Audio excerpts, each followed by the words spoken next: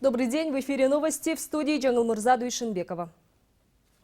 Концертов и конференций не будет. Не разрешили и марш в защиту прав и против насилия над женщинами, который его организаторы планировали провести 8 марта.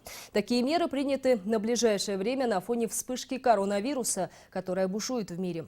Оперативный штаб дал поручение отменить все мероприятия, предполагающие массовое скопление людей. Главные площадки страны – Национальная филармония, театры и залы – отменили выступления, намеченные в преддверии 8 марта и по случаю Дня Ак-Калпака.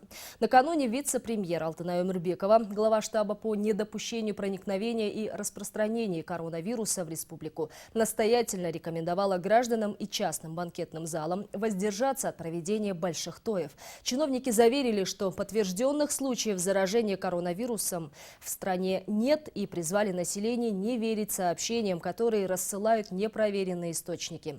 Члены оперативного штаба накануне сообщили, что алгоритм действий прибывших в аэропорту изменен. Теперь пассажиров проверяют прямо в самолете. Там их обследуют тепловизором. А после граждан, прилетевших из стран с особо опасной эпидемиологической обстановкой, изолируют на карантин. Попасть в страну можно только по загранпаспорту, где в обязательном порядке ставится отметка о въезде и выезде из той или иной страны.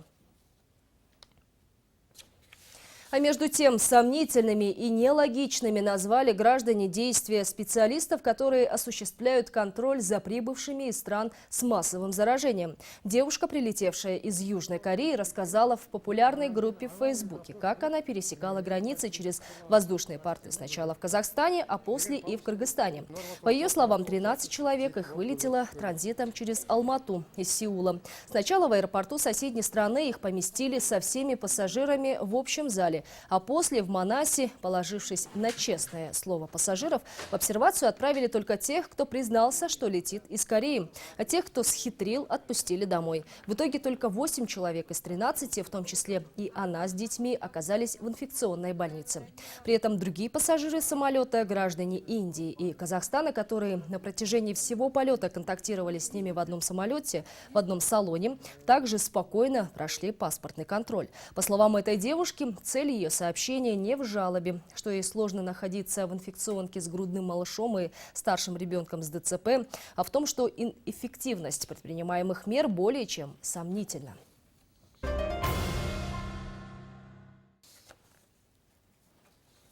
Двоих женщин, которые хватали за грудки и оскорбляли работников аппарата президента и Джугурку Кенеша, задержала милиция.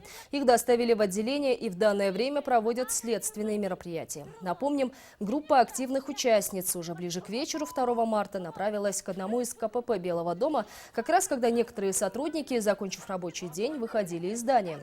В ГУВД отметили, что задержанные вместе с другими агрессивно настроенными женщинами из хулиганских побуждений, выражаясь нецензурной бранью, нарушили общественный порядок и избили работников Джугурку Кенеша. Некоторые из пострадавших написали заявление в милицию на хулиганок и попросили принять меры в их отношении.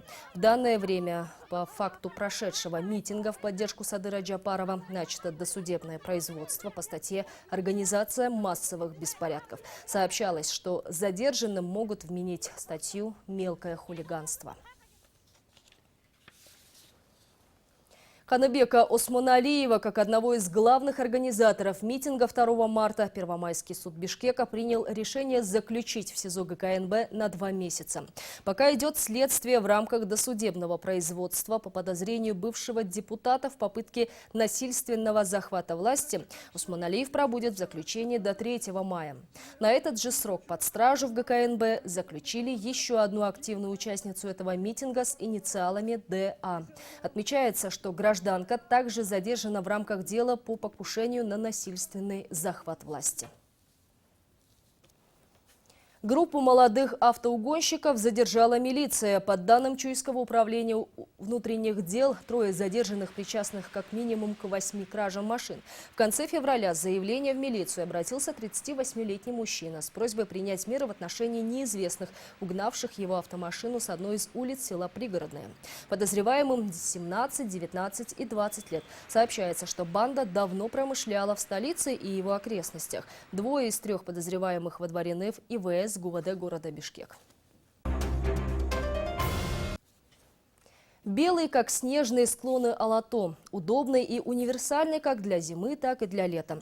А колпак не просто предмет гардероба, а предмет для гордости всего кыргызского народа. Сегодня в стране отмечается День национального головного убора. В этой связи на улицах городов и сел сегодня можно как никогда увидеть много мужчин в колпаках. Для гостей Кыргызстана напомним, что этот головной убор носят исключительно мужчины. С прошлого года он был включен ЮНЕСКО в список нематериального культурного наследия человечества, а именно традиционные умения и навыки его изготовления, а также принципы ношения этого головного убора. Даже историки не берутся сказать, когда точно у кыргызов он появился. Как говорят аксакалы, кажется, он был всегда. В Кыргызстане сегодня насчитывается около 100 видов этого головного убора. Он имеет незначительное отличие по цвету, отделке, по форме, по узорам. И это неспроста. Для каждого возраста и статуса мужчины существует свой тип колпака. Поэтому тем, кто разбирается, он многое может рассказать о его хозяине. Сегодня в столице организовали традиционное шествие-демонстрацию. В колпаках сегодня на заседании были почти все депутаты Джогорку Кенеша.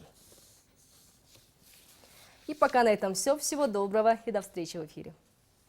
Спонсор прогноза погоды – фармацевтическая компания «Санта».